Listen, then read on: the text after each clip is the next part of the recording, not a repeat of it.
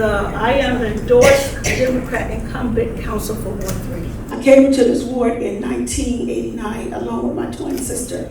We bought a home, and the first three things the mortgage broker told us: learn your counsel, learn your safety, and education. And that's what I've been doing for the last 26 years since I've been in this ward. Per se, I worked at Cleveland Clinic for 14 years. I worked at Key Bank for 12 and a half years. I worked at University Hospital for 9 and a half years. After that, I became involved in the community. I became a street club president. I became a block watcher. I became a precinct committee person. That's when I started doing boots on the ground to understand what the community needs at that time and how I can engage with my neighbors and the residents through the entire Ward 4. Then I partnered up with Cleveland Votes. I partnered up with Neighborhood Leader Institute, class of 28. I also ended up working with other organizations and St. Louis Foundation, and then I partner up with the neighbors to understand the issues and the concerns that the neighbors needed to hear, and also for me to provide the assistance that I have been providing since I became council 4 years ago, for now moving forward in the incoming Ward 3. We have done assisted programs with homeowners as well. So to say for me to remain in this position, to continue to remain as the council person in Ward 3 is because what we have already done. When I came into this position, Ward 4 was going to be redistricted out because what had happened. Moving forward in the last 4 years, we put 12 million in Shaker Square. We put 3.8 million on Buckeye Corridor. We put 15 million in the, on the southeast side. We also got 2.5 million from Key Bank. We got 2 million from Fifth Third Bank to help with homeowners, rehabbing their homes. We have put in infrastructure all across the entire Ward 4, which is now going to be Ward 3. So remain in this position. We have made a shining light in Ward 3 to move on, to build more houses, to have more infrastructure, and to do better. We have incorporated jobs for our kids. We have done to remain in this position is to build a better, safer community, and we have done that in 4 years to be sustainable. So we have bigger and better plans for this ward to stay alive, as well as connecting with Salvage Village. Thank you. My name is Eric Stubbs. I'm a candidate for Ward 3. I moved to Cleveland as a transplant in July 1991. I was a buyer for many company stores for roughly around 10 years for the Ohio market. Went on to as the district manager for Units and Things, as the director of operations. Between the two jobs, I was responsible for over $20 million in sales and over 1,000 employees during that 10-year, from 1991 to 2008. 2008, I became a government employee. I worked with the Board of Elections from 2008 to 2022, and currently I am in the prosecutor's office. But that relationships that I built from the Board of Elections as well as the county has enabled me to build relationships that will bring things to Ward 3. So part of my platform is based on those experiences that I had with the Board of Elections, which I was responsible for 22 municipalities. So working with mayors, city council, and local leaders in order to navigate through the process. So having that ability to navigate through process and also to work with groups of people who have different needs at different times, which is what we're dealing with the new Ward 3. Slavic Village and Buckeye are like night and day, but they share the same relationships. So going forward, my platform, first thing is safety. We build off of safety. If we don't have a safe neighborhood, we can't build off it from an economic standpoint. So economic stability in these neighborhoods will have to be had through safety first. and I would use some of the casino dollars in order to do that. I'm running for this seat is because I saw a gap in leadership from the ward at that time. And after the wards were withdrawn and I saw that Slavic Village and Shaker Square were combined, I knew that based on absence of leadership, I thought that I would fill that position because I think I have the skill sets to do so. Because the diversity in Slavic Village and Buckeye, both of these areas requires some TLC. But we can learn a lot from the Slavic Village area, and Slavic Village can learn a lot from the Buckeye area. So I saw that I had the skill sets over the years. I worked with Board of Elections, I worked with elected officials from federal to state level. And based on those relationships, I think I can bring resources to the board, the new Ward 3, that none of the other candidates can. I am a lifelong resident of the Mount Pleasant neighborhood. I've lived in the neighborhood for over 50 years. I worked 25 plus years ago with Fairfax Development Corporation, where I developed a love for the city and a love for the community. From there, I went into corporate America, where I had the opportunity to work in a corporate setting to learn just like different avenues as far as the business is concerned, still working within the community. And then lastly but not least, I just recently stopped in employment with Burtonville Development Corporation, again, where I was able to work with the neighborhood, specifically within the current Ward 4. So my platform, based on conversations with residents and based on the work that I have done, I found over the last 25 years, basically the basic needs have not changed for the community. Community engagement will be the first step, because we have to, now since there's been redistricting, we have to engage both the communities with the Shaker area, the Mount Pleasant area, the Union area, Slavic Village, and North Broadway.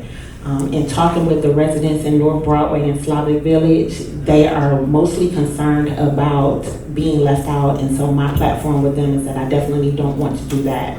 Next will be safety. Safety is a concern for everyone. We want to make sure that we have safe living environment for everyone. And then the last part of my platform would be healthy homes to assist our seniors and new coming residents that will be coming to our neighborhoods. The reason why I am running and why I feel like I will be a good candidate, one is because I have a stake in this neighborhood. As I said, I've been in this neighborhood for over 50 years. My parents purchased their home on Park Hill Avenue before I was born. And the reason for them to purchase that home was so that they could leave a legacy for us, my family. And so as the years have gone by, I've just not been satisfied with what I've seen in the neighborhood, and I've seen a great decline in the neighborhood. And so for me, it's like, if not me, then who? Because I do have a stake in the neighborhood. The other thing that I want to say real quickly is the fact that within even the Buckeye area, while there is progress being made in the Buckeye area due to the redistricting, there's a lot of things that are going on in the next 4 years that whoever the council person is will not even be able to take credit for, because it will no longer even be in our ward. And so we have to move more southward, make sure we again include the North Broadway and Slavic Village residents to ensure that we have a better community for everybody. My name is Ross Olubenga, RASOLUGBNGA, and I'm a write-in candidate for Ward 3. I want to become the first neighborhood investment manager for the entire East Side that encompass not only Mount Pleasant, but also Slavic Village. I was able to revive the Steel Yard TIF to bring over $1 million back to small businesses in that area, and also work on the Southeast Side Promise, the initiative of the mayor to bring, again, more money to the Southeast Side. My platform is bringing all of my experience together. Yes, I am the youngest candidate here, but also that speaks to our platform of youth empowerment and not just youth engagement. From there, we move on to block by block revival, as well as retention, making sure that our elders can age in place. And then from there, growing where we live, making sure our neighborhoods are clean and safe to bring in small businesses into the area. I'm running as a write-in candidate because of 12 signatures. This is the only reason that we are a write-in candidate right now, is because we were short 12 signatures. As we were on the campaign trail, meeting and learning about the stories of the members in the community, the momentum that we had, the connections that we had made, and the response that we were given by the people, 12 signatures was not enough to stop us. And so I hope that you all see that our passion and the way that we're fighting and moving beyond a bureaucratic hurdle is the same way that we will move if we are chosen to be your representative here in Ward 3. So outside of being a write-in candidate, I'm running because I think that we all deserve better. I'm a homeowner on Mount Auburn Avenue, and so I'm running because I think that we all deserve better. So our campaign is all about putting people first, and I hope to earn your vote in November. Thank you. I'm LaShawn K. Caldwell, and I'm a resident of Ward 3, incoming 3. And I have lived in that area for the last 23 years. But prior to living there, I also serviced and lived in Ward 5, which is the connecting community. I worked at CMHA for 22 years, helping low to moderate income individuals at the hardest time in the 90s. I worked for the city of Cleveland. I ran their storefront renovation program, which is a program that assisted businesses with getting refaced and revitalized entrances to their buildings. I worked at the Migos Foundation, which is a community development corporation. I also worked at Union Miles Development Corporation. So my vast experience deals with service delivery and helping the people in our community. I was on the board at Mount Pleasant Now Community Development Corporation and also the board of Mount Pleasant Community Zone. I assisted with most recently with getting the light changed at the corner of MLK and Kinsman, where a lot of car accidents happen and people were getting killed. I attended city council and told them of the things that was going on, and we haven't had an accident since. They changed direction of all the cars going in directions, which made it much safer. I also helped build the community garden across from Zion Hill Church over there that you see on the corner with the 4th Street, and I've been working in this community since I came here. When I came to Mount Pleasant, it was a thriving community, and they had the highest number of home ownership in Ward 1, had the highest number of voters. We were involved with our councilman. I even went and took the bus down when all you can sell liquor for 20 years. It's because me and the other residents went down with Zach Reed and spoke before the liquor commission and let them know that we didn't need liquor close to the park where people live. I've had experience in this community, and serving is just like something I do for a lifestyle. Our quality of city services currently are terrible. Our community is in a devastating state of being. When I come down Kinsman, I kind of only look tunnel vision coming on down. It's minor things that we could do. Also, too, our housing condition needs to be improved. We need economic development.